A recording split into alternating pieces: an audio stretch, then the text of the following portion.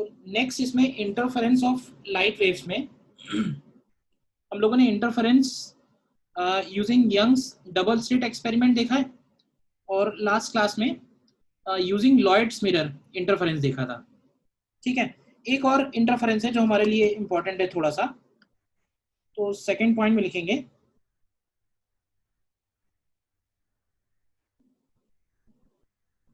Heading पड़ेगा interference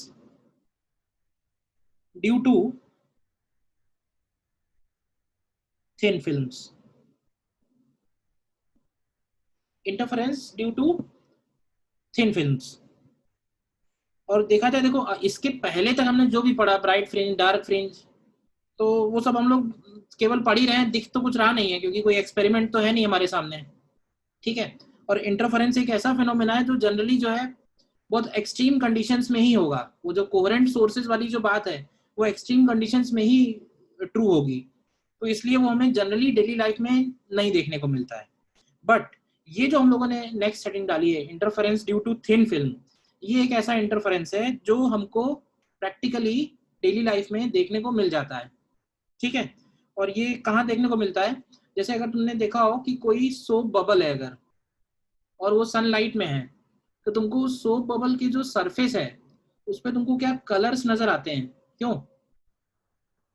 उस soap bubble की जो सरफेस है, या कोई भी सोप फिल्म है, कोई सोप फिल्म तुमने फॉर्म की है, उसको तुम व्हाइट लाइट में ऑब्जर्व कर रहे हो, सनलाइट में ऑब्जर्व कर रहे हो, तो तुमको उस सोप फिल्म के ऊपर कलर्स नजर आएंगे। अगर तुम उसको थोड़ा बहुत टिल्ट करोगे या अपनी पोजीशन चेंज करोगे तो तुमको वो कलर्स चेंजिंग भी नजर, मतलब चेंज भी होते हुए नजर आएंगे। चेंज उन्हीं में होंगे, मतलब वॉयलेट से लेके रेड के बीच में ही कोई ना कोई कलर चेंज हो रहा होगा। तो that phenomena is called interference of light waves. और वो जो इंटरफेरेंस हो रहा है वो थिन फिल्म्स में हो रहा है। थिक फिल्म में ऐसा पॉसिबल नहीं होगा। क्यों नहीं होगा वो भी हम लोगों ने देखेंगे। तो थिन फिल्म है, वो जो सोप की फिल्म है वो थिन फिल्म है, तो थिन फिल्म में ही ऐसा पॉसिबल है। ठीक है ना? तो प्रैक्टिकली तो समझ में आ गया कि क्या चीज है। देखते हैं, थोड़ा कैलकुलेट करते हैं क्या है।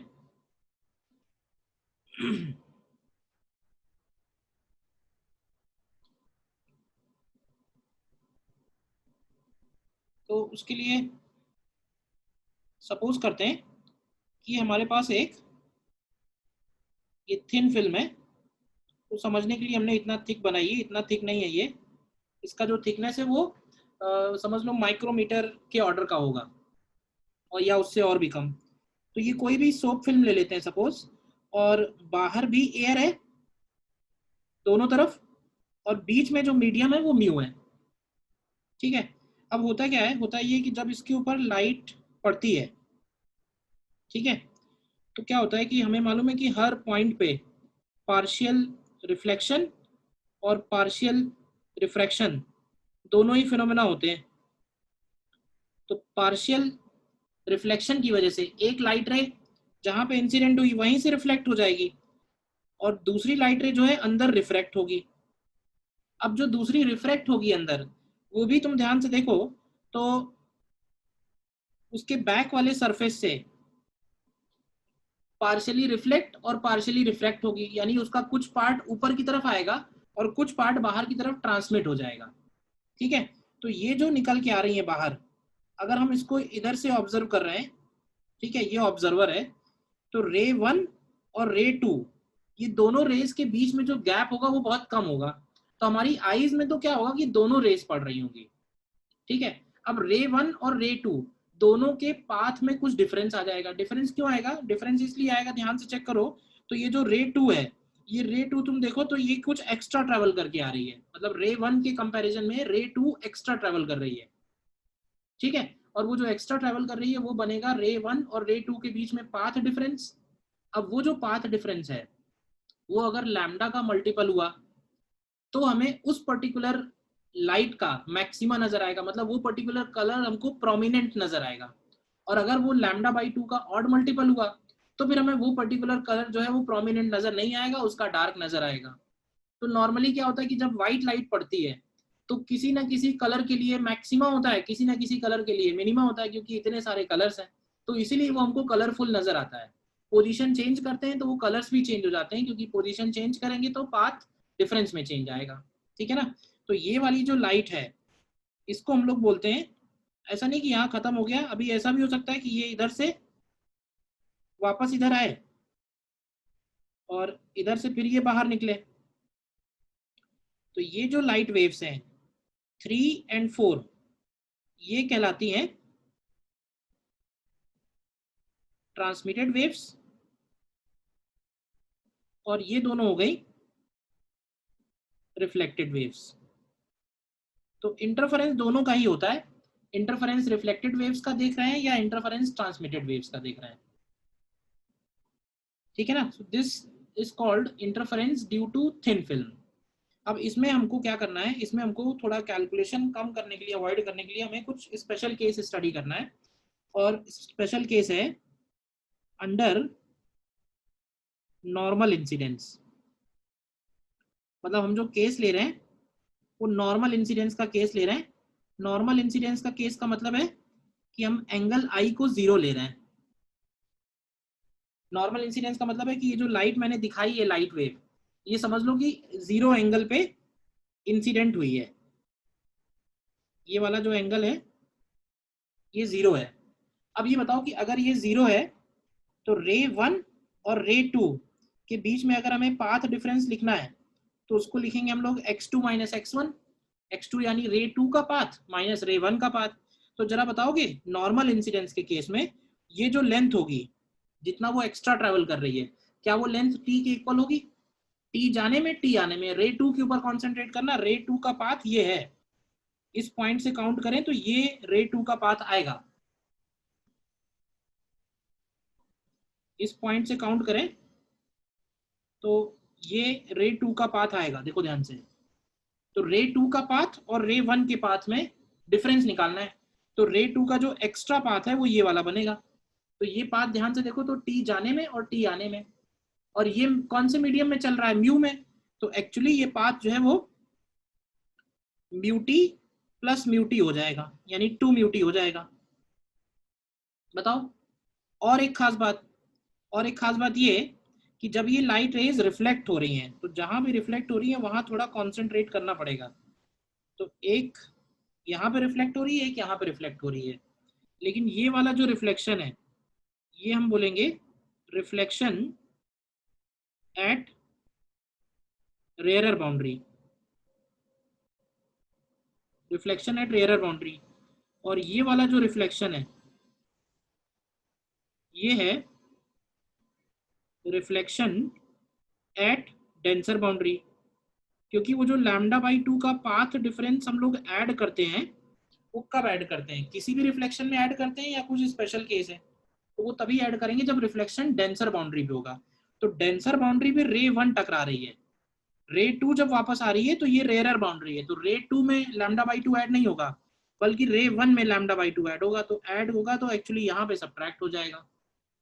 रे 2 का पाथ हो गया 2 म्यूटी और रे 1 का पाथ हो गया लैम्डा बाई 2। तो डिफरेंस हो जाएगा, कितना आ जाएगा डिफरेंस? तो डिफरेंस आ जाएगा 2 म्यूटी माइनस लैम्डा बाई 2। यहां तक बताओ कोई दिक्कत है इक्वेशन 1 पे?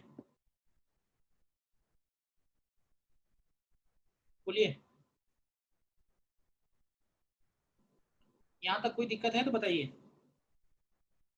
डेल्टा एक्स 1 2 कैसे लिखा है?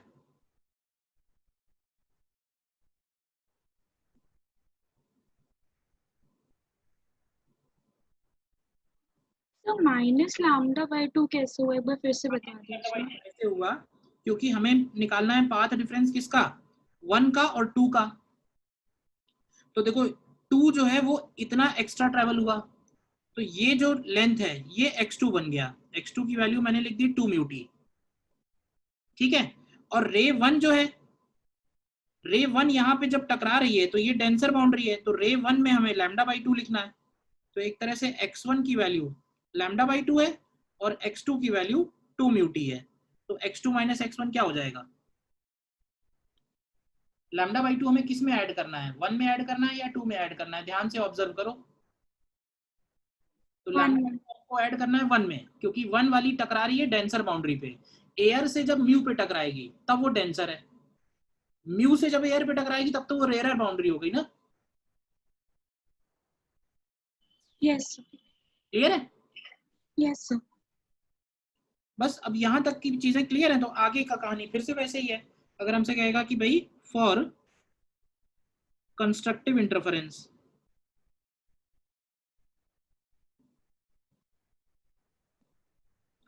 तो for constructive interference delta x 1 2 को हम लोग लिखेंगे एन लैम्डा के इक्वल। तो ये है 2 mu t minus lambda by 2। तो यहाँ से कंडीशन आ जाएगी 2 mu t is equal to 2n plus 1 lambda by 2। ठीक है, तो ये हो गई कंस्ट्रक्टिव के लिए। और अगर कहा जाए फॉर डिस्ट्रक्टिव इंटरफेरेंस,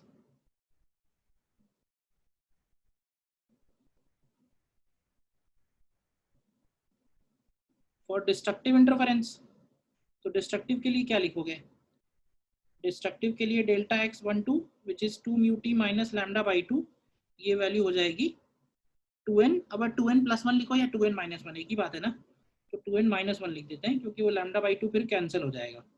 तो इसकी कंडीशन आ जाएगी 2 mu t is equal to n lambda. 2n plus 1 lambda by 2 लिखो या 2n माइनस 1 लैम्डा बाई 2, एक ही बात है ना।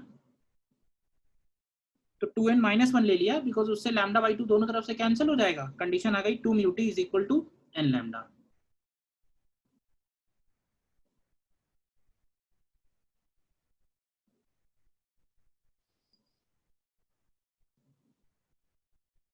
ठीक है, बताइए।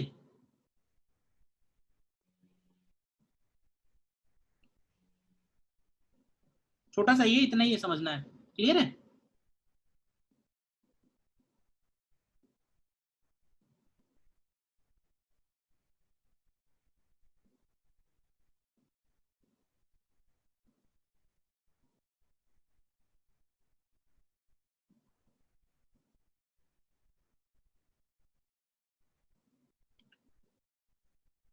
नीचे इसमें फिर नोट करके एक दो पॉइंट और लिख लेते हैं। फर्स्ट पॉइंट में तो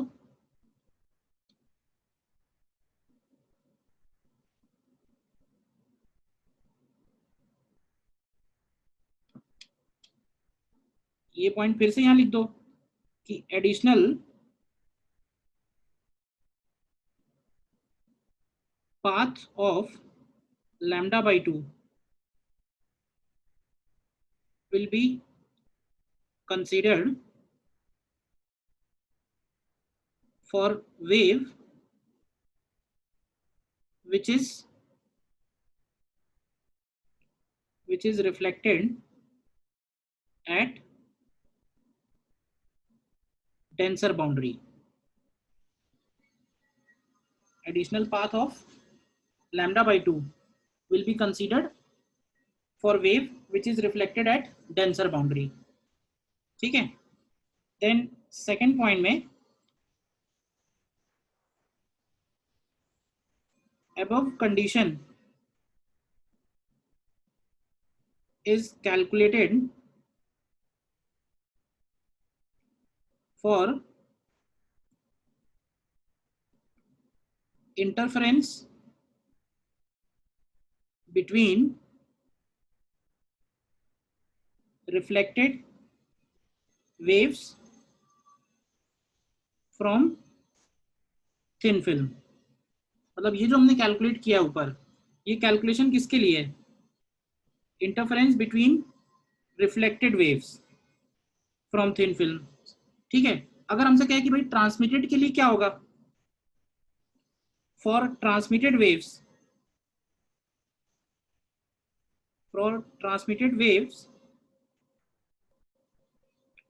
we can directly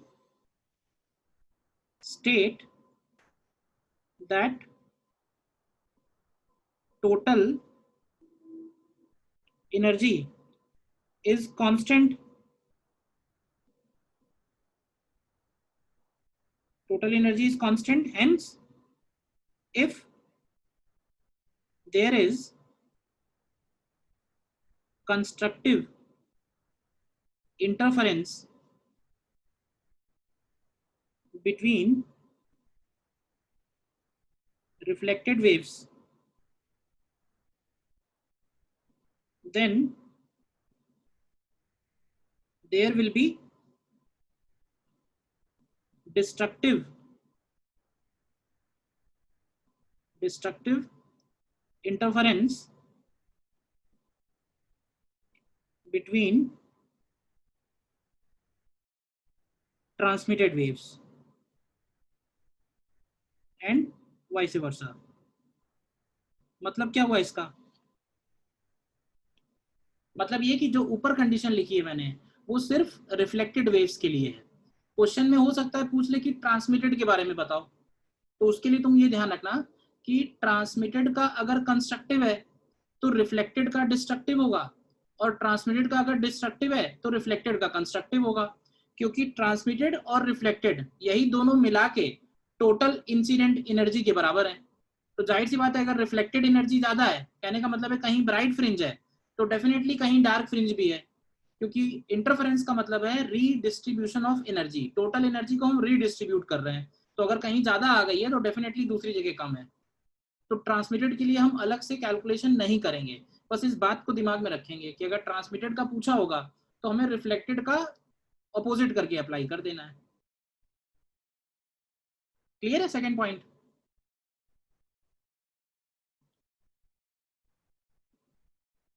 second point clear है सभी को? Yes, sir. ठीक. अच्छा, थर्ड पॉइंट में फिर से ये है कि ये जो ऊपर डायग्राम बना हुआ है ये एक पर्टिकुलर केस है. पर्टिकुलर केस ये है कि हमने इधर भी एयर लिया, हमने इधर भी एयर लिया और बीच में म्यू लिया, जबकि कुछ भी हो सकता है, ऊपर नीचे के मीडियम तो चेंज हो ही सकते हैं. तो सपोज अगर ऐसा दिया हो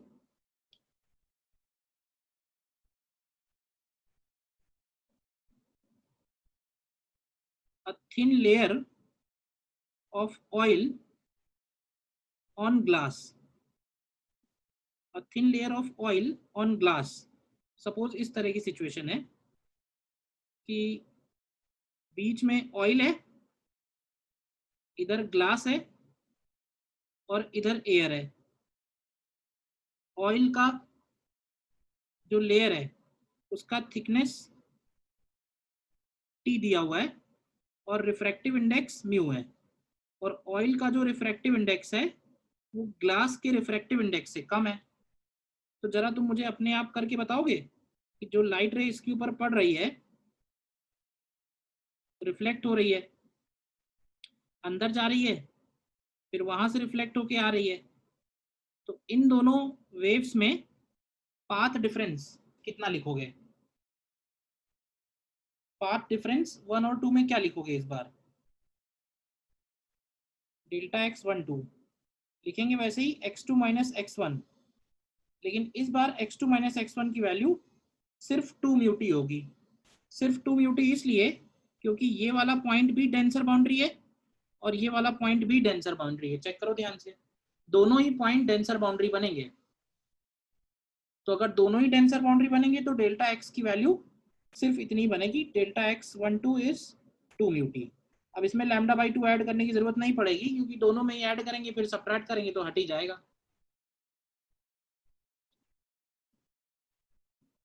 बोलो. इसका भी प्रैक्टिकल एग्जांपल है एंटी रिफ्लेक्टिंग कोटिंग. सुना है ये वर्ड, एंटी रिफ्लेक्टिंग कोटिंग? मैं बताता हूँ कहाँ देखा होगा.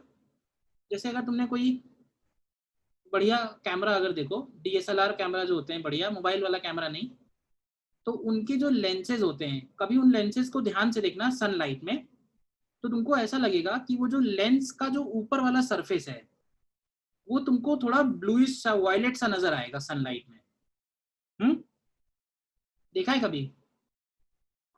वो जो लेंस का ऊपर वाला पोर्शन है, अगर तुम उसको सनलाइट में देखोगे तो वो तुमको हमेशा वायलेट या ब्लूइश इस तरह का ही नजर आएगा, ऑलवेज. देखा है किसी ने?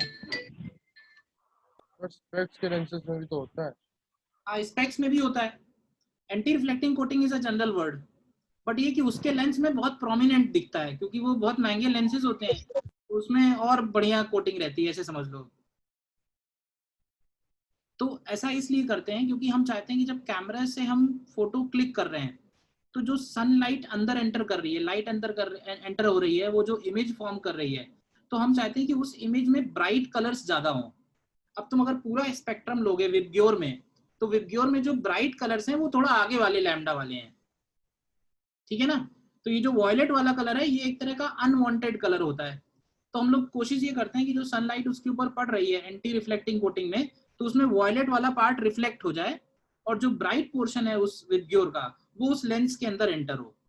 तो उसके ऊपर एक एंटी रिफ्लेक्टिंग कोटिंग करके रखते हैं जो उस पर्टिकुलर रेंज के लैम्डा की लाइट को मैक्सिमा से रिफ्लेक्ट कर देगा। तो जब रिफ्लेक्शन मैक्सिमम हो जाएगा तो अंदर ट्रांसमिशन जो है वो उसका डिस्ट्रक्टिव बनेगा,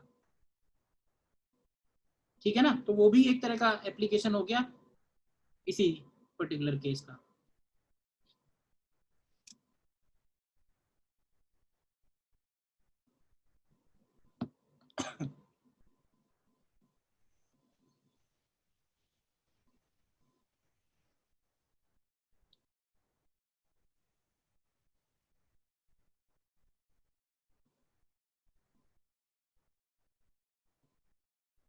ठीक है, देखो डाउट है बताओ।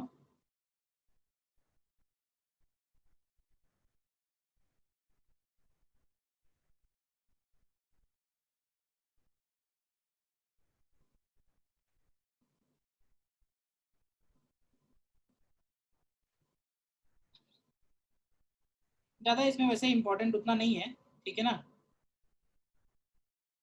एक दो क्वेश्चन ही है जो करके देख लो। तो HCV के ही देख लेते हैं एक दो क्वेश्चन।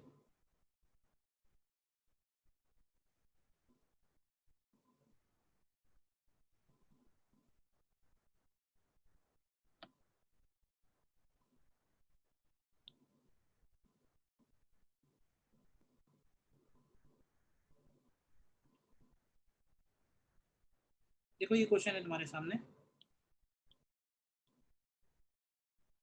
करो ट्राई।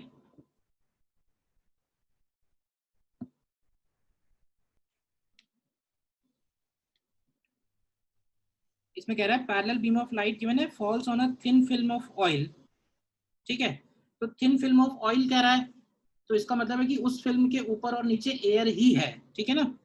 तो इस केस में रिफ्लेक्ट, अच्छा रिफ्लेक्शन की बात कर रहा है तो कोई दिक्कत ही नहीं है, रिफ्लेक्शन की बात कर रहा है तो डेल्टा एक्स क्या लिख देंगे, डेल्टा एक्स की वैल्यू हो जाएगी 2 mu t minus lambda by 2। और स्ट्रॉन्ग रिफ्लेक्शन के लिए इसको किसके इक्वल कर देंगे, एन लैम्डा के। तो यहाँ से आ जाएगा 2 mu t is equal to 2n plus 1 lambda by 2। तो यहाँ से t की वैल्यू आ जाएगी 2n plus 1 lambda upon 4 mu. तो t की मिनिमम वैल्यू अगर निकालनी है तो मिनिमम वैल्यू के लिए क्या करोगे, minimum value lambda upon 4 mu हो जाएगी। तो ये है 560 नैनोमीटर अपॉन 4 इंटू 1.4, तो ये 100 नैनोमीटर हो जाएगा। कर लिया ना सभी ने, क्यों भाई। एक और इसमें कर लो बस, है तो सीधा सही।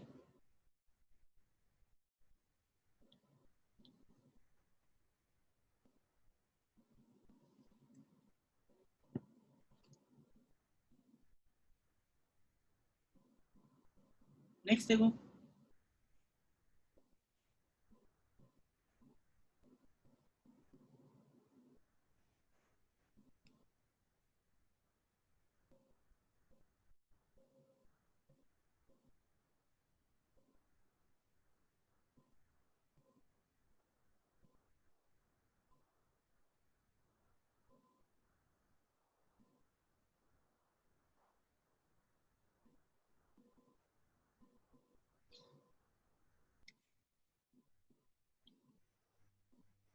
आंसर इसका 1.32 के आसपास आना चाहिए, ठीक है ना। देखो क्या कह रहा है, सोप फिल्म थिकनेस गिवन है appears dark when seen by reflected light of wavelength 580। What is the index of refraction. तो अगेन डेल्टा एक्स की वैल्यू हो जाएगी 2 mu t minus lambda by 2। और डार्क के लिए इसको 2n-1 λ/2 के इक्वल करेंगे। तो यहाँ से तुम्हें मिलेगा 2 mu t is equal to n lambda. तो म्यू निकालना है तो म्यू हो जाएगा n लैम्डा अपॉन 2t। तो देखो इसमें निकालते जाओ, लैम्डा अपॉन 2t निकालो कितना होगा, लैम्डा डिवाइडेड बाई